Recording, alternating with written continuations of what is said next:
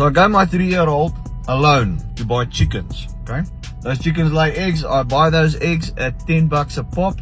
The most fucking expensive eggs I've bought in my life. However, I am not buying eggs.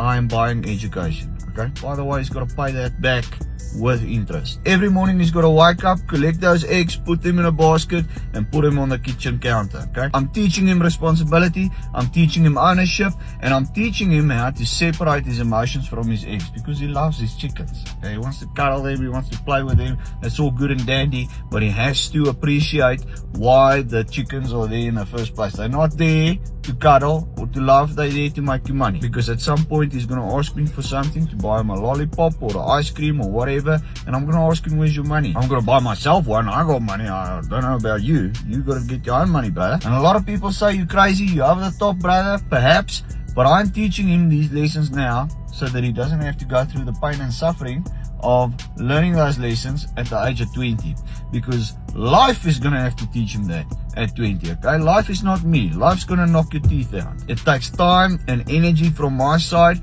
Is it over the top? Perhaps, maybe. Is it necessary? For sure, because that kid's going to be a fucking champ in his 20s, okay? He's going to know more than the average kid in their 20s. And I know I might sound a little bit harsh now.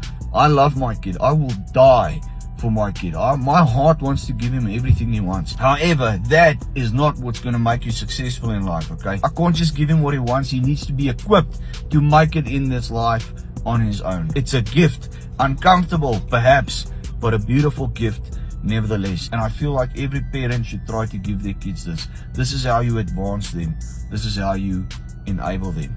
Even though it costs time and energy and sometimes it's uncomfortable. Be blessed.